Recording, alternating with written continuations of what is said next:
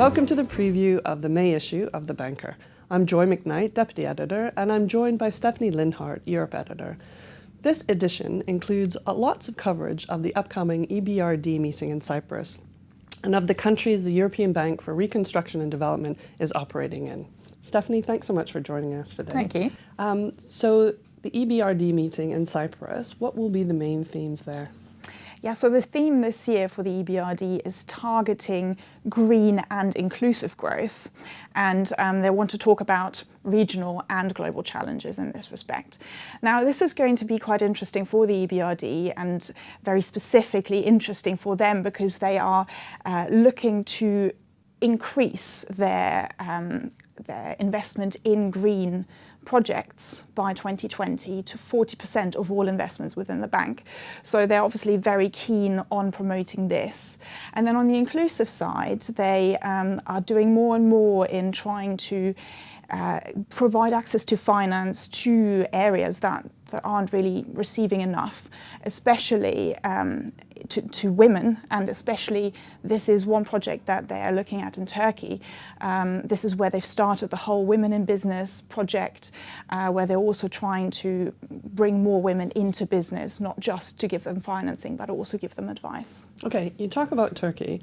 Obviously, there's been a lot of political upheavals in the country over the past year. There was the failed coup last year, but then there was also the President Erdogan's victory in the recent referendum that will give him sort of more expansive powers. How will that have an impact on the economy, but also maybe the banking sector?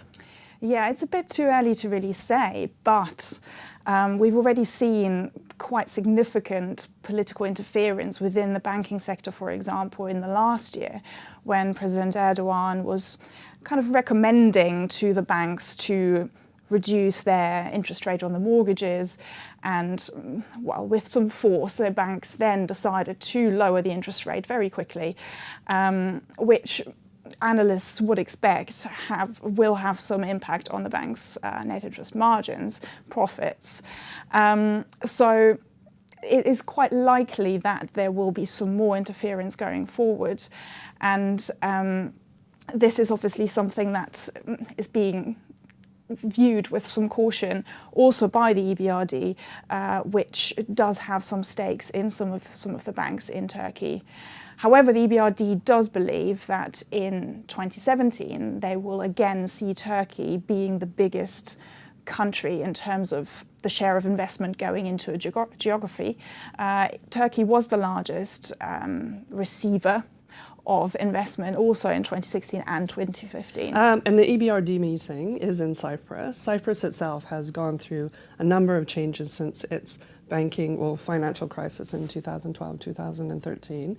You know, what progress has it made since then? Well, it was especially the financial sector that was the problem in Cyprus. And again, the EBRD has been helping in that respect. They have been investing in some of the banks also in Cyprus. And the biggest bank and the second biggest bank, Bank of Cyprus and the Cooperative Group, they are both on the way of progress. The big problem is still the big NPLs, non-performing loans, and how to tackle those. And this is something everyone's very aware of, and they're trying to come up with some new plans to reduce those. Okay, and in the May edition, we're also we have a special report on the Ukraine. You went to Kiev, so what is your sort of understanding of the situation there? Well, Ukraine's obviously been hit quite hard in the last few years. The economy is expected to grow by 2.5%, though this forecast was from last year from the International Monetary Fund. What has happened since is that there has been some more struggles between the East and the West. There's been a rail blockade, which means that there is less trade going on between the East and the West of the country, which is expected to have an impact on the economy. So again, economic growth is likely going to be slower than what was expected. And 2.5% even is not enough. Experts say the Ukraine really needs 4 to 6% growth to really be able to come back to the levels of gross domestic product that it used to have is still way behind 2014, for example. Okay, and what about the banks specifically? Well, the banking sector is the area where Ukraine has seen the biggest reform movement, which is great because there is a lot of need for reform across the country, across the economy. There were some 180 banks within the country when the National Bank Governor, Valeria Gontareva, started in 2014.